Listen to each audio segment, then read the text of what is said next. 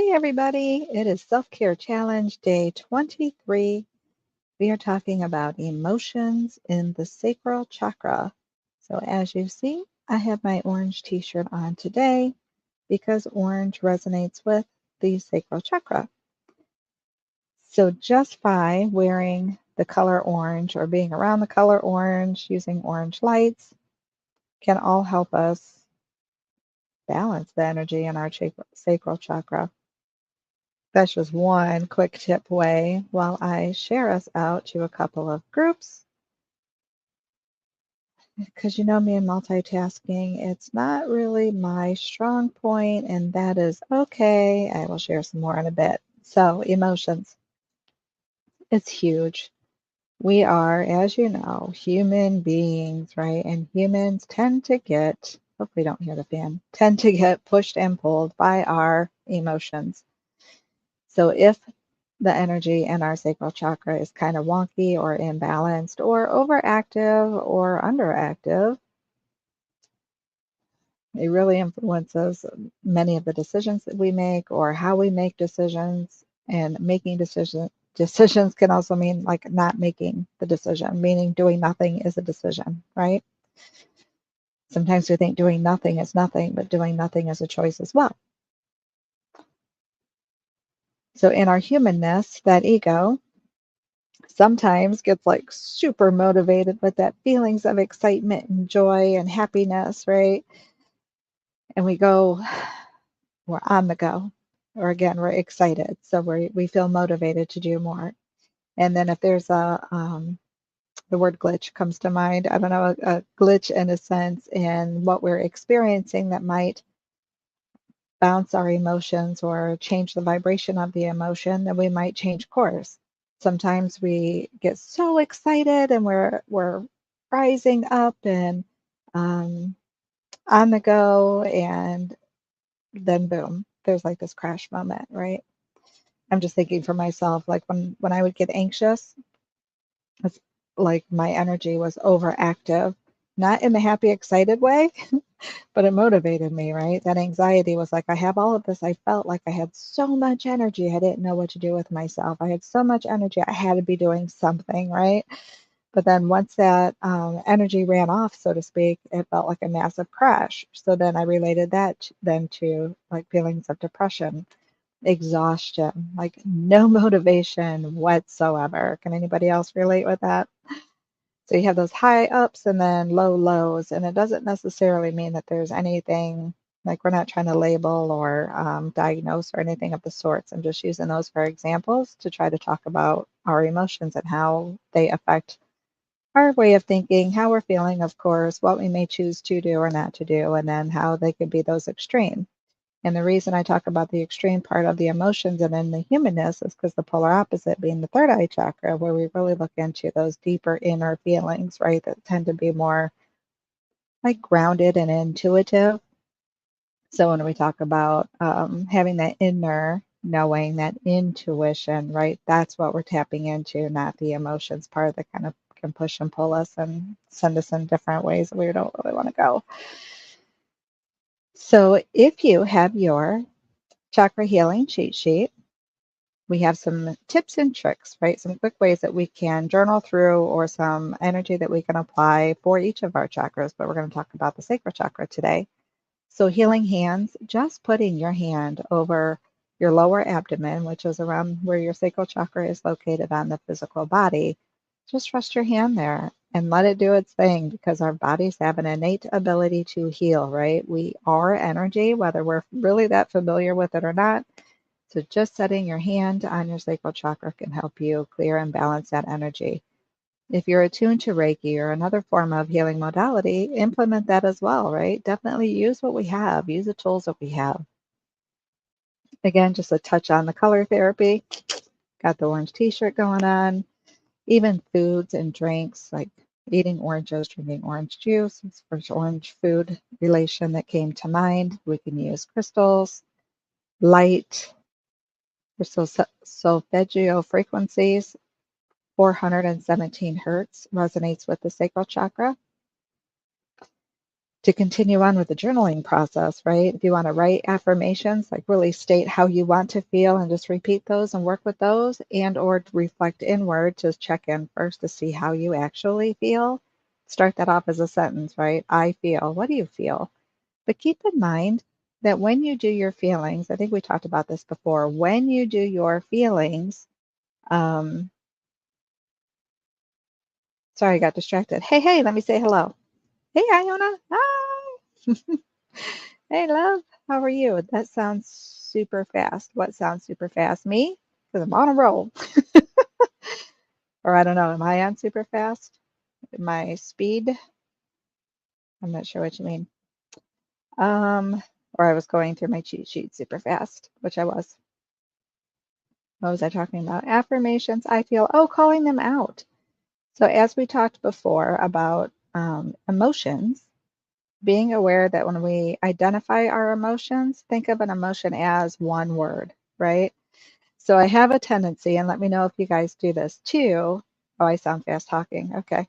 Yeah, I am. I think I am because my mind is busy. I got tasks over here distracting me, so I'm trying to make sure I stay focused. Let me see. Iona says I was not logged into my account. Oh, okay. You sound fast talking. Gotcha. I am on my platform now, so it sounds normal. Oh, okay, cool. Well, I wonder, because it could have been me. Like I kind of felt like I was talking fast too, but again, I have tasks, getting stuff done, but I have tasks back here in my mind. So when we are calling out our emotions, think of the one word, right? Sometimes when we talk, at least for me, I have a tendency to be like, well, I feel like, and then I start explaining. But in explaining, and then I feel like in explaining, those are thoughts, right? We can quickly get them, I don't want to say twisted, but intertwined with emotions. And even though they are intertwined and that energy does move back and forth, we want to be able to separate it. So when we think of the sacral chakra, when we think of emotions or differences with feelings, we want to be able to just call them out and use one word.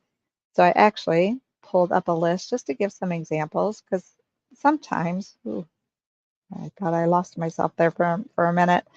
Sometimes we focus on the ones that are most common to us, right? So I wanted to give a little bit of flavor, if you will, on the emotional list. Happy, of course, but amused or delighted, glad, pleased, charmed, grateful, optimistic, content, joyful, enthusiastic. Could be anger, annoyed, agitated, irritated, mad. See, these are similar, right? They're similar types of emotions and types of energy,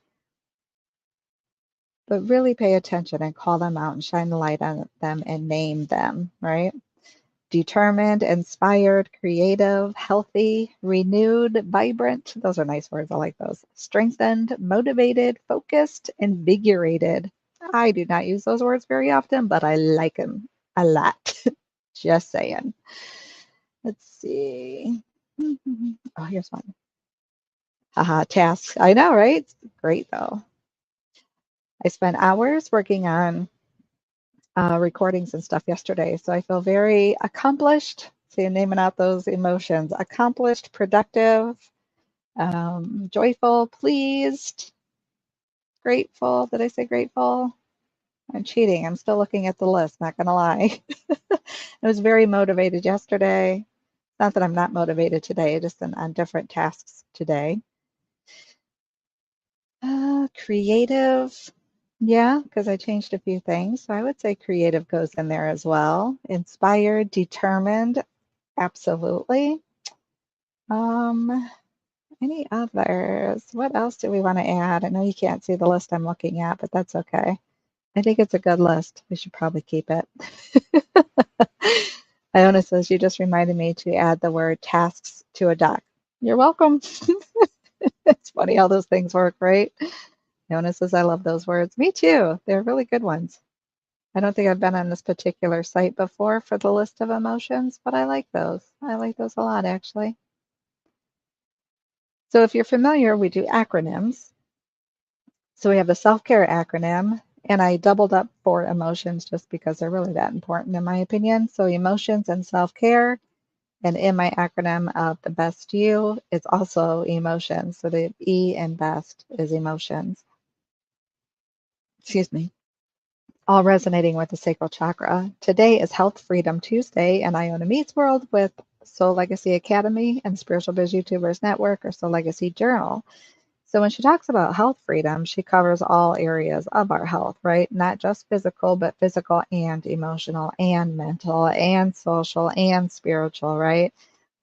Because they all play a role together. And just like the energy in our chakras, the energy through the freedoms flow in and out as well, back and forth, up and down and all around, just like they do in our chakras. So it's really cool how they blend together. I've tried to slow down. Does my talking sound better now? I don't think I'm talking quite as fast as I was. Iona says definitely keep it, right?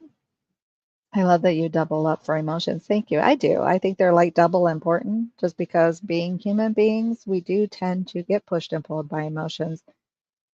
We do the inner work and we walk our talk and we, live intentionally to try not to do that. However, it's it's like a quote unquote normal thing for emotion or for humans to do that, just like we're habitual creatures. It doesn't mean we have to say, oh, I'm just emotional. I'm just going to let it continue to push and pull me. And I'm just going to stay on the hamster wheel. And I'm just going to, that's not what I'm saying at all, but it's just being aware of that, right?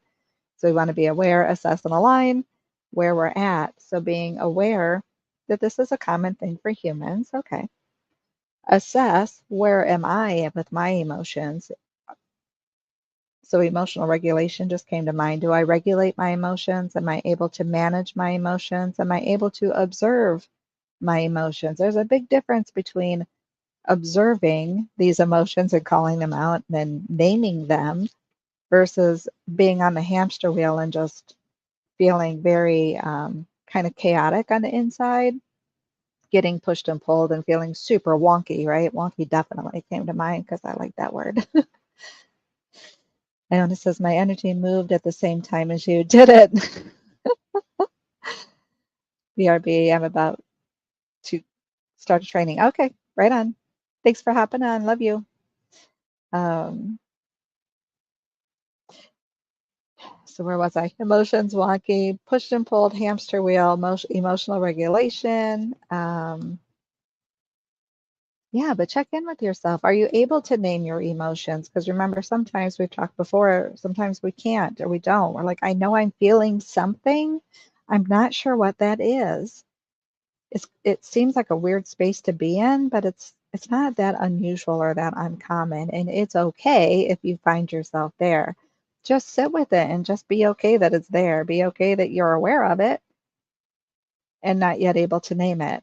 Maybe you can associate it with another emotion that you are aware of. It kind of feels like sometimes I work it through like that, right?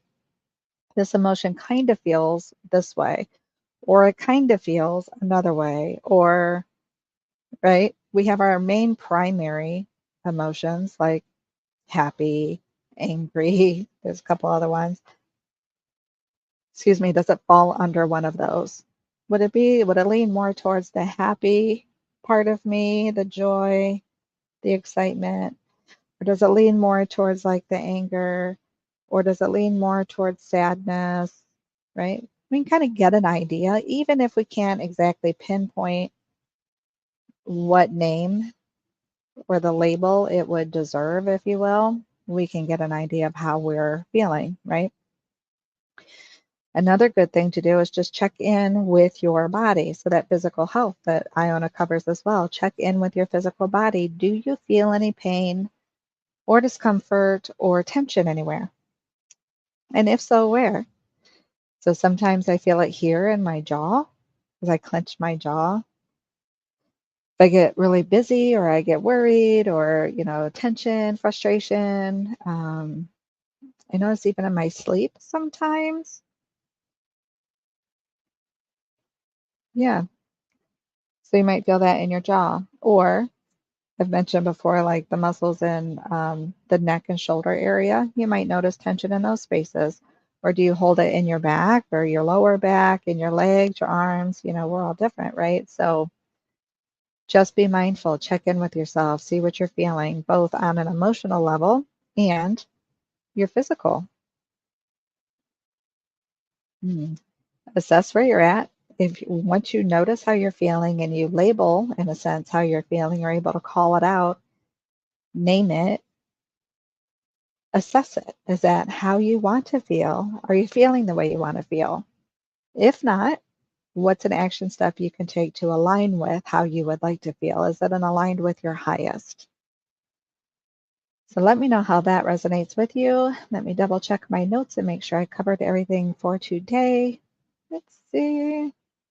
The grounding into our human, again, checking within, checking on the physical body, and using our five senses. So I think we touched on that a little bit yesterday as well as previous videos. Take a look around, see what's around you physically, right? Like literally describe it. What color is the wall? Is it smooth? Is it rough? How does it look to you? Does it have a design? Is it solid? And just each thing that you see in the room. Physical touch, right? I have my trusty grounding rock here. I can describe it to myself physically or to a friend if you would like. Describe its colors. There's a little bit of shine to it. It looks like it has layers. It feels smooth in some way, some areas, but a little bit rougher in the other. Has some weight to it, right? It's cool to the touch. What are we tasting? I'm drinking tea, so I can taste the flavor of the tea in my mouth.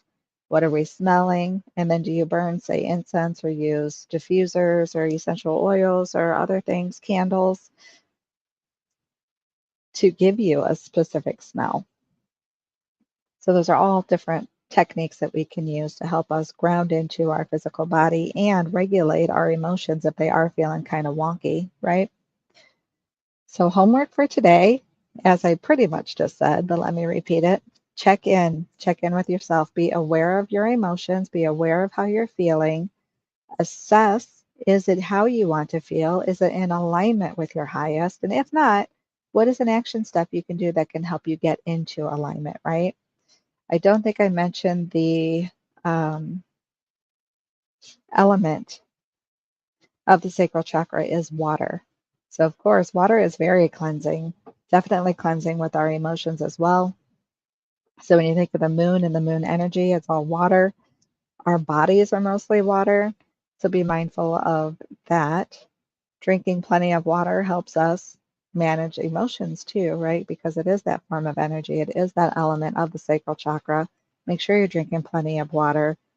Excuse me, using our shower or our bath time to really embrace the energy of the water, being intentional and mindful of it clearing our energy, both physically, internally, and our energy field around us.